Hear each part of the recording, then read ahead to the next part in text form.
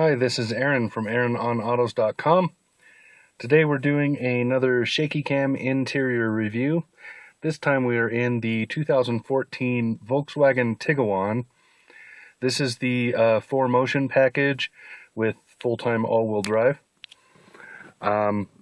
This is a sporty little crossover here.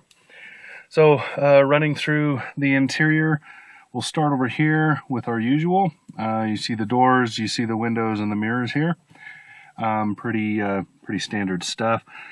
These are vents, very cool, similar to Toyota's, but slightly different. They're not sunk in and they don't have quite as much lateral, but this spinning adjustment thing is common on more and more vehicles now. It's a great way to make those just almost infinitely adjustable, much better than just the squares with the slats. And so here you have the lights. Here you have interior lights. There's nothing down there. There's a hood release, and that's about it. Coming back up here, you'll see this dongle here. This runs your headlights, your high beams and stuff. Also runs your blinkers, and then also your cruise control. It gets pretty easy to get used to this, actually, and not having it on the steering wheel. In fact, in a lot of ways, I kind of prefer it here. So this is audio controls, of course, and over here you have multifunction controls, and that will control the screen that is up there in the center. Since we talked about it, we might as well move there, right? So looking at here, we have tachometer here. Engine water temperature there, and a few emergency lights. I have the key on, but I don't have the engine started here. That's why you're seeing it like this. This changes. I unpaired my phone, so it's telling me right now there's no phone. You can page through a few options here. You see that? So, and then you can adjust some of what shows up once you're on each of those options. This is the speedometer there, and of course your fuel gauge, which is showing quite low. Interesting. Anyway, and then of course this dongle here is all about windshield washers.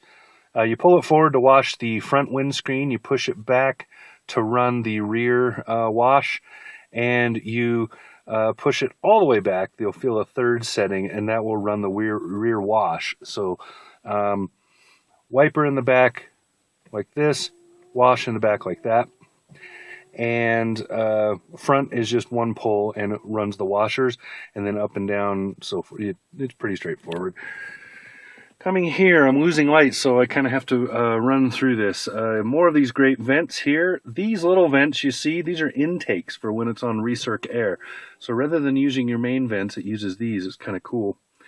Also, you'll see this screen it's a CD player, has radio and a few things.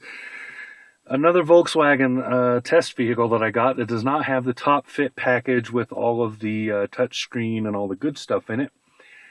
This is probably the package most people are going to buy right here. So it's a basic, straightforward screen, but actually you have a little more connectivity than you would expect.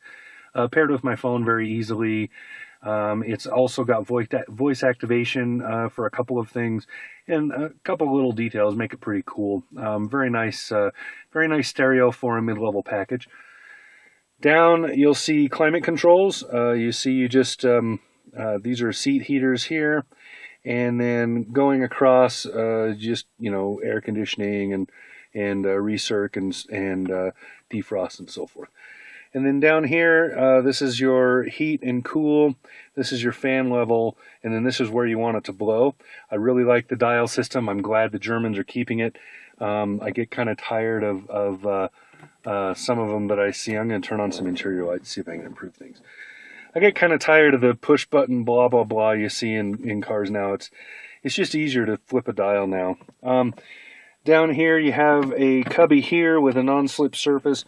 Not sure what you would put in there. You could put your phone in there, but you cannot see it. You can also put something in here. This is not a non-stick, so this little one Might be good if you're plugging something in here. Maybe you can go in here like an MP3 player, but I don't know. This is kind of a neat, just a extra space. This is non-slip, and you can see your phone from it. So this is where I've been keeping my phone. I think most people would end up doing the same thing. You see traction control. All the rest of these are blank. Another intake vent. Here you have the shifter, and it's nothing special. You go to the bottom for sport mode. You move over to the right from drive to have a manual control. Otherwise, it's all the same. Electronic parking brake. So you see here it's on. Push it down, turns off. Pull it up, it turns it back on. Here's a little cubby that is useful for coins and keys and whatnot. And here you have a couple of drink holders. And there's a center console. This also closes up like this. So if you have a coffee or something that's too big for one of these drink holders, you can close it and just set on top. And a glove box. And this dashboard. It's kind of a nice soft touch plastic. It's decent, actually. I like it.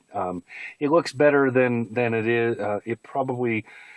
I don't think this video is making it look as good as it really looks. It's very nice. It's plain, but it's very nice. It's not cheap looking or any of that. And the other door, you see all the doors have that window control, and the door locks right there. So this has the leatherette seating. It's ventilated, you can see, but it does not have a fan, of course. It's just ventilated leather. But very nice vehicle, nicely packaged.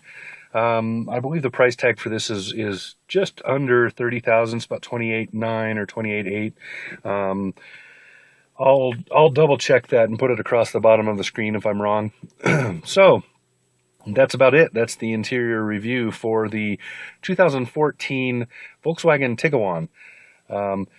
Nice SUV, little crossover, competitive with, say, the Subaru Forester, vehicles like that, Toyota RAV4. This is very sporty. It's got a little 2-liter engine in it, and just really runs fast. It likes to go fast. All right, so for Aaron on autos.com, this has been Aaron. Talk to you again soon.